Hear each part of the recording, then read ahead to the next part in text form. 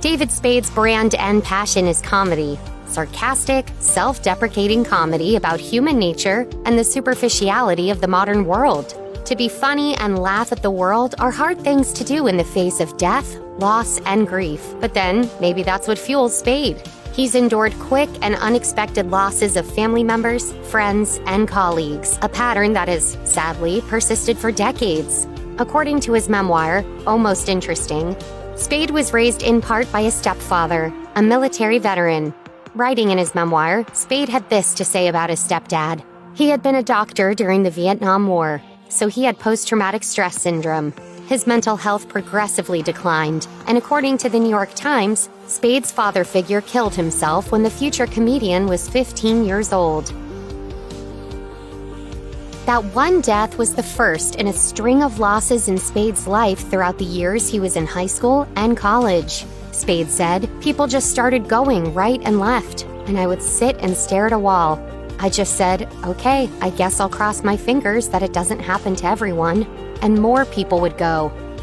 More than 25 years after starring in the cult classic buddy comedies Tommy Boy and Black Sheep, David Spade is still closely associated with Chris Farley, his on-screen partner, frequent Saturday Night Live co-star, and real-life off-screen close friend. Say one word to anyone and I will kill you. Do you understand me?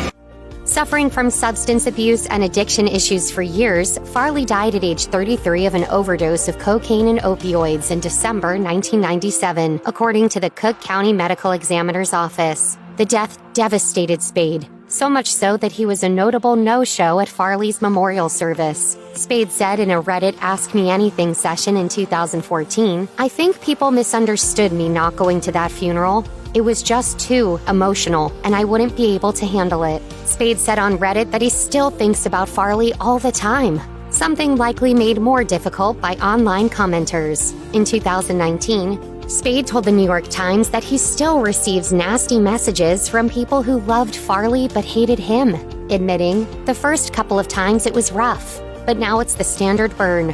I wish I didn't get that 3 times a week."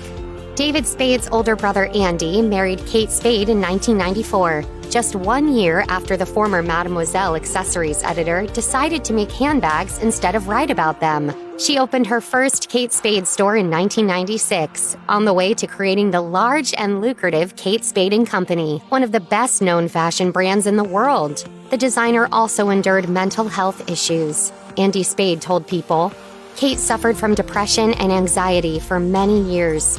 He added that she proactively met with doctors to gain some control. On June 5, 2018, Kate Spade was found dead by her housekeeper in her New York City apartment. The cause of death was suicide by hanging, according to a medical examiner's office. Less than 2 months later, David Spade reflected on his sister-in-law's life and death on Good Morning America. She was such a beautiful, lovely, great spirit that obviously will be missed. I'll start bawling, but thank you for saying something. No. Days later, he donated $100,000 to the National Alliance on Mental Health in Kate Spade's honor. Beyond his work as an actor, sketch performer, and TV show host, David Spade is an actively touring stand-up comedian. In the 2010s, he hired Los Angeles-based confessional alt comic Brody Stevens to be his opening act and collaborator. Stevens, a regular on many LA comedy shows, TV series, and podcasts, was open about his struggles with depression and anxiety, particularly on his Comedy Central reality series, Brody Stevens' Enjoy It.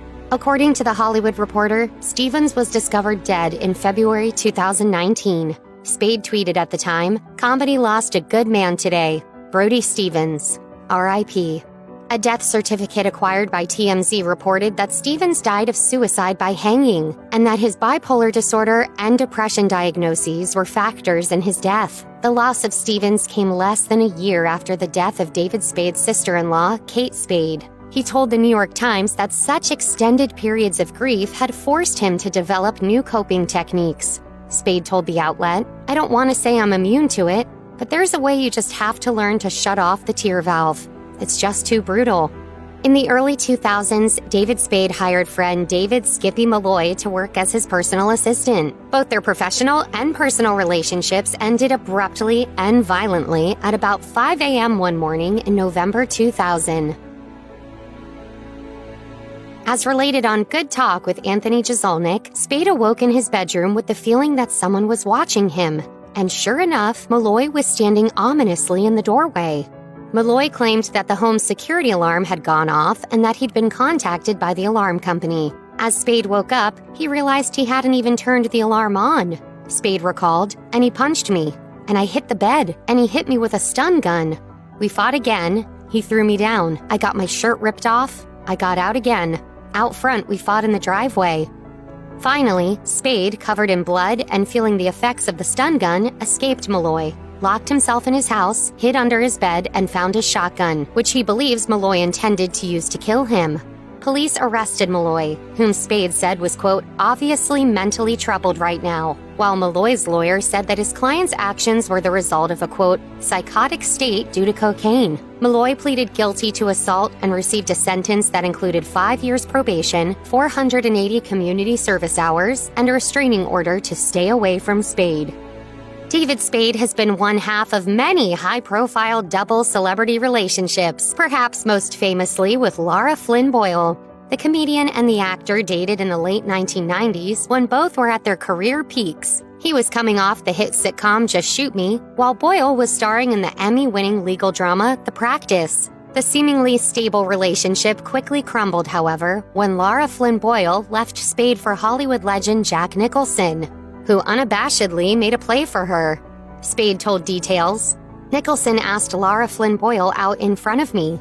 She got mad because I didn't stick up for her. I said, I've been in this town long enough to know when I'm outranked. You're either gonna go out with him or you're not. Boyle at first denied any romantic interest in Nicholson, but apparently started seeing him while still involved with Spade, according to the Daily Mail. She got into a car accident in Los Angeles and escaped via the sunroof. Allegedly heard screaming, I have a boyfriend, I can't be here.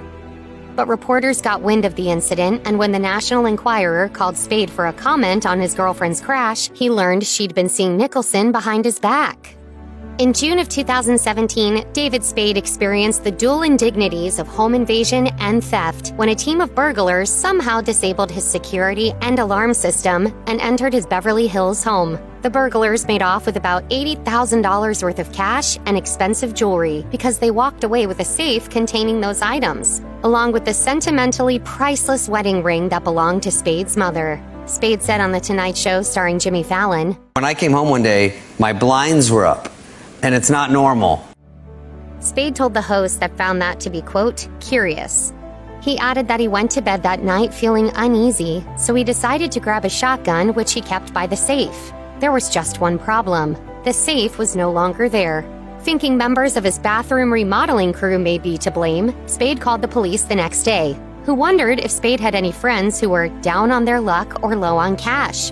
Spade later told TMZ that police may have located some suspects after all. David Spade has never married, but he's been linked with a long list of conventionally attractive and widely desired famous women. He has a daughter with Playboy model Jillian Grace. In the 90s and beyond, per some unconfirmed reports, he romanced the likes of Christy Swanson, Heather Locklear, and Pamela Anderson, among others. Well, Heather Locklear is one who can definitely be confirmed. Spade was a little bit down on himself when talking to Andy Cohen on SiriusXM, saying he was, quote, sure she took some grief for going out with him. Spade is well aware of the media and public's bafflement over his ability